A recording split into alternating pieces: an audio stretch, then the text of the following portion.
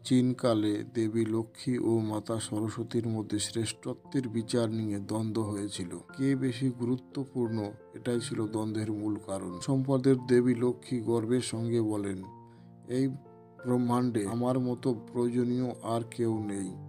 যেখানে আমি থাকি সেখানে সুখ, সৌভাগ্য ও বৈভব বিরাজ করে। আমি না থাকলে রাজপ্রাসাদও শূন্য মনে হয়, তাই আমি শ্রেষ্ঠ।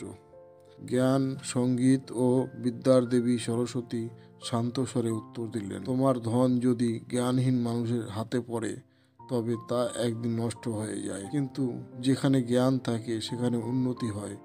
তোমার ধনকে সঠিকভাবে চালিত করার জন্য আমার প্রয়োজন, তাই আমি শ্রেষ্ঠ।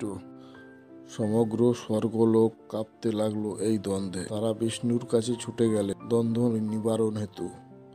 বিষ্ণু মৃদু হাসলেন, বললেন, হে দেবীগণ, তোমরা দুজনই অনন্য, কিন্তু তোমাদের প্রকৃতি সম্পূর্ণ ভিন্ন।